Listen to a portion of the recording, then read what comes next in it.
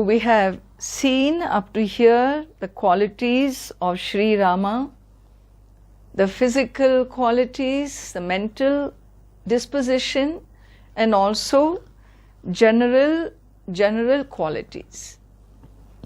With this, we moved on to Balakanda, the beginnings of Valmiki Ramayana, and here in the last session we saw the birth of the four brothers. With the Putra Kameshti Yaga headed by Sage Rishya Shringa and conducted by Sage Vasishtha and Vamadeva, the residential royal sages of King Dasharatha of Ayodhya, we found that the celestial being appears in the Putra Kameshti Yaga and offers this bowl of this payasam or this milk rice, sweetened milk rice to King Dasharatha to be distributed to his wives. And so there a division is made. Half of it goes to Kausalya, the eldest queen, and then you have Kaikeyi gets from the other half, 1/4, Sumitra gets 1/4, and whatever was remaining, some remainder, was again given to Sumitra. And so you have here the birth of Sri Rama as the eldest. The second in line is Bharata, and the twins are Lakshmana and Shatrughna. So this is the birth of the four brothers. And not only that, these names were given by Sage Vasishtha after the 12 days of Ashuddhi. 13th day, Namakaranam is done, naming ceremony is done, and these names are given by Sage Vasishtha. And we also understand that at that time, because when Lord Rama was to be born, when Lord Narayana was to take birth as Lord Rama, then the Shesha, that big snake bed of Narayana, of Mahavishnu, the Sheshanaga comes in the form of Lakshmana. Not only that, so many devas wanted to come. Devas come down in different forms, and a huge race, a unique race, and unique descendants from the celestial world of a unique set of what you call beings emerged. And so the Apsaras, the Gandharvas, there are so many celestial races, understand. Human race is one race. In the higher world, celestial worlds, which is an infinite world, there are many, many other races, and you have Apsaras, you have Gandharvas, you have Yakshas, you have Nagas, you have Kinnaras, you have Devas. And so all these races, the higher beings, the powerful beings, they also want to join Lord Narayana in this birth. And so we have a coming into being, a new coming into being of a group of Vanaras and bears. Vanaras and bears, they take birth. And here you have Brahmaji. Brahmaji's Amsha, or a power from Brahma, becomes Jambavan. Please understand this well, okay? The link of the earth plane with the higher worlds is very intimate. Not like what it is today. Today we are cut off. We only know 5 elements, We don't recognize the energies, we don't communicate with energies because we have become so gross in our consciousness. But then there you find the birth of Brahmaji's Amsha, a part of him, comes as Jambavan, and in fact, in the story says Brahmaji yawned, and that energy, he opened his mouth, and what came out came in the form of Jambavan. And so from Indra came Vali, from Surya Deva you have the birth of Sugriva. So these are all celestial beings. Their parentage is from the higher worlds. From Brahaspati comes Tara, and from Kubera you have Gandhamadana. From Vishwakarma, the great architect, we have Nala. Like that, from Vayu Devata you get Hanumanji. From Neela, Ashwini Kumara, Varuna, Parjanya, rain god, and other deities like that, you had hundreds of thousands of births of Vanaras and bears. And therefore they formed a unique race on earth. And it was never clear. They were learned, they were brilliant, but it was never clear whether they were Nara or something else, whether they were human or something else, because they seemed to have a tail. They could leap the trees, but they could walk the ground. They could, like Hanumanji was a great scholar of the Vedas, and therefore it was a different race of beings, and they were called Vanaras. And so they all come on earth to do what? To take care of this big demon who has kind of taken over the balance of the planet, had been thrown off by this demon and his lineage. So there's a very big race of demons, and they were also extremely powerful. And so this group of a new race has come on earth. And so with this, we move on to see, so Sri Rama and the three brothers, they grow up in Ayodhya, in the palace, loved by everyone. And Sri Rama, well, he is the most favorite of all. And as they are growing up, the story proceeds in Balakanda, where sage Vishwamitra, a very important sage in our tradition, is sage Vishwamitra.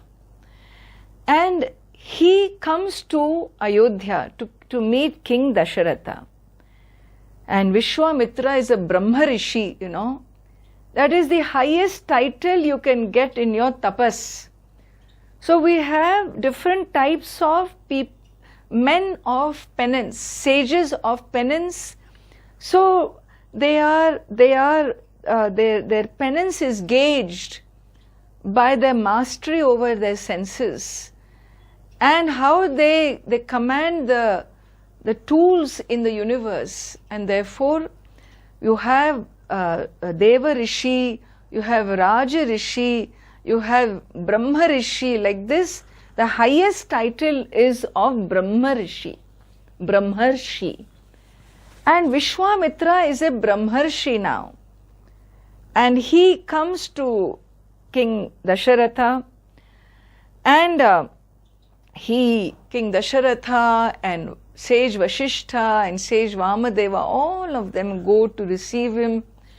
A great sage has come to Ayodhya, and so Dasharatha, who noble as he was, he tells him, please tell me what I can do for you.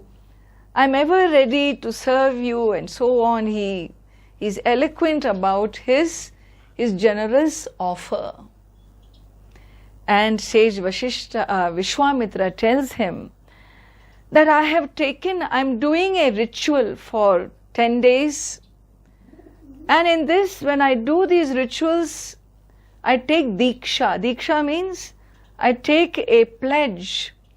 I follow certain penance, one of which is I don't speak, and I cannot go into Rajas mode.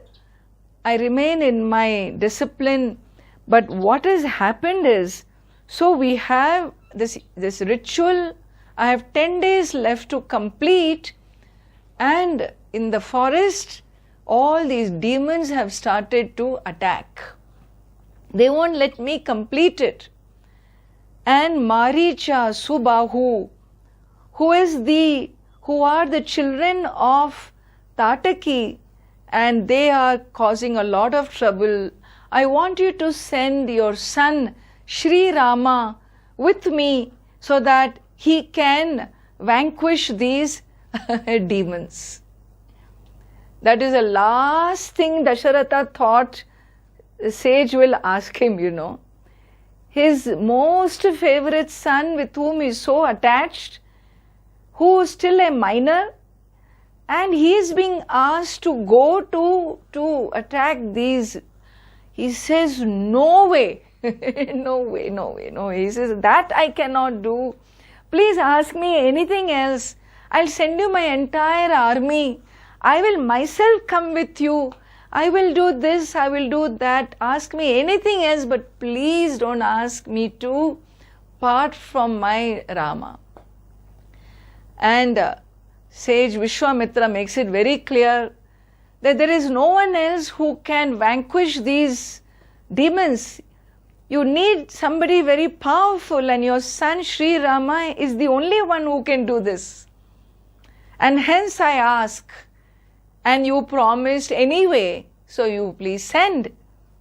And Dasharatha appeals to him, pleads him, just simply cannot even entertain a thought like that. Now Vishwamitra gets annoyed, Before he says something that will destroy the situation, Sage Vashishta intervenes and says, listen to what he has to say. Just do as he says. You don't put your attachments here in front. You are a king, you were given a word, and there is no MOU signing here, it is all word. That's a culture where you speak means what you speak should be truth, should become truth. No falsehood in your words, and therefore promise has been given, release your son. And with great reluctance Dasharatha accepts, and while Sri Rama gets ready to go, Lakshmana, who is so attached to his brother, also chooses to join him. And so both these youngsters leave with Sage Vashishta, and Dasharatha seeks forgiveness from Vishwamitra for his coloration in response, and then he lets them go. Well, nothing to worry. Vishwamitra takes care of all of that. And so with this promise, the two boys, they go. And please understand the geography now, not now, how it was then. And so Ayodhya is on the banks of this Sarayu river, which is considered in India a very sacred river, which is said to have its origin in Manasarovar, It's said to have its origin in the Himalayas. And this sacred river, on the banks of this river, Vishwamitra gives Sri Rama and Lakshmana mantras.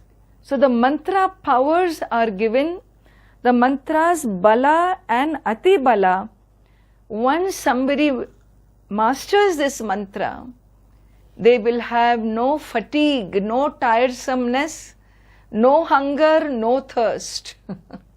So this is the power, this is the control over the 5 elements with the help of these two mantras. Sri Rama and Lakshmana are taught these mantras, and with this they move forward. And where they move on, in their journey along Sarayu river, at some point it joins Ganga, understand?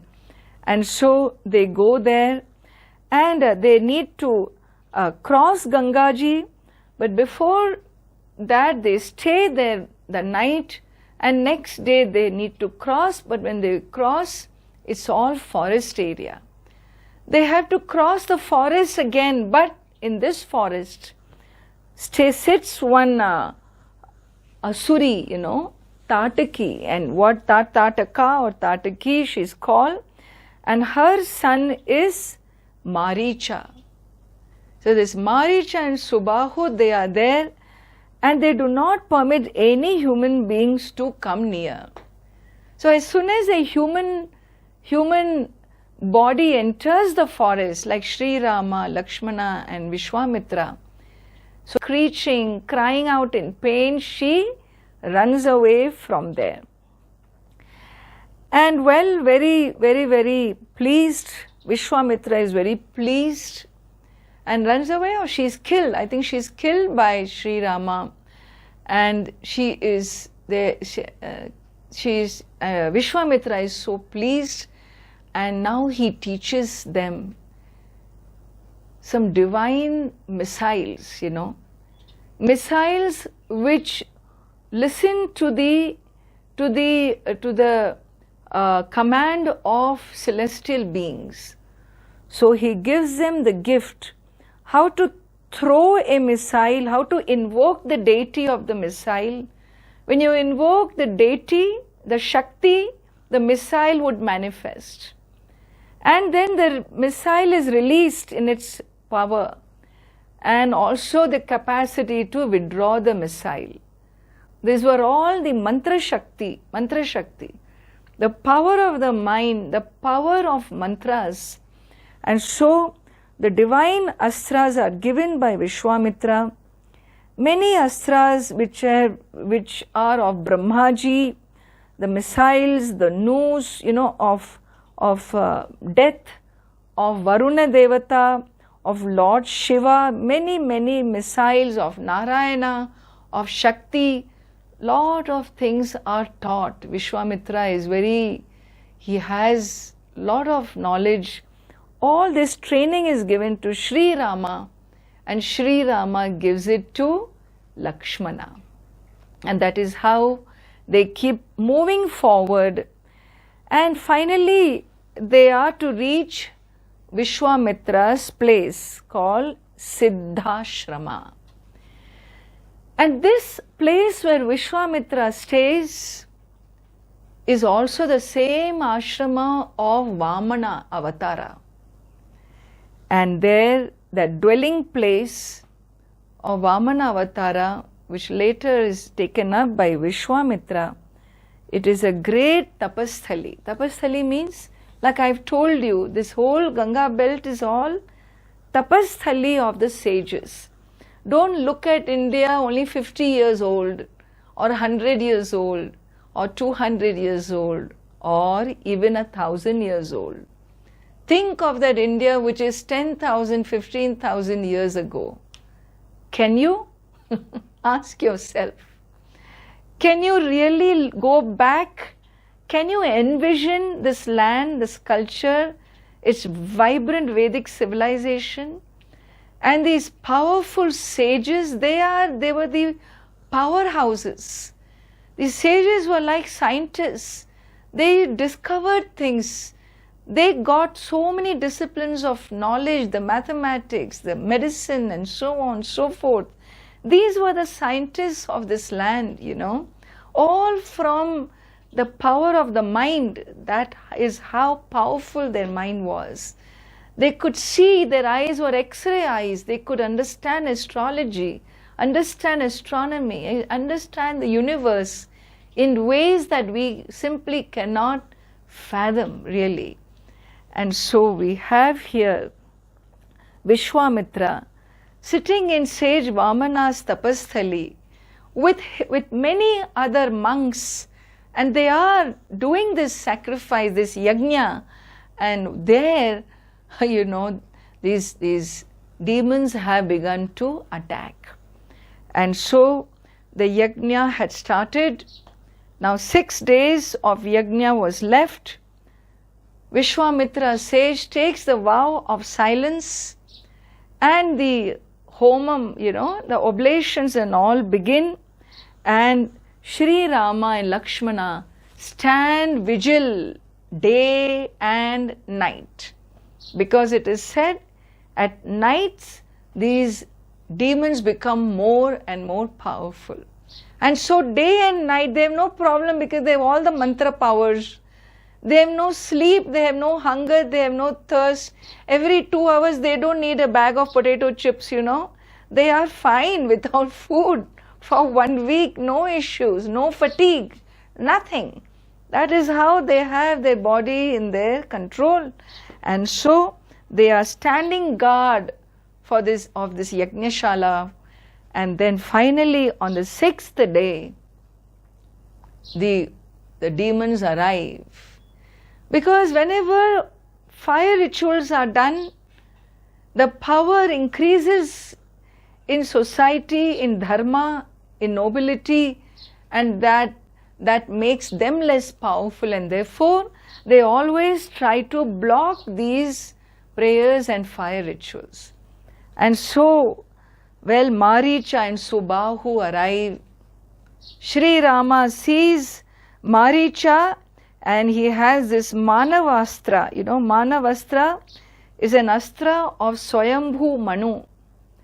He takes that astra, invokes the deity, and gets the astra, the weapon, in his hand, and shoots at the chest of Maricha.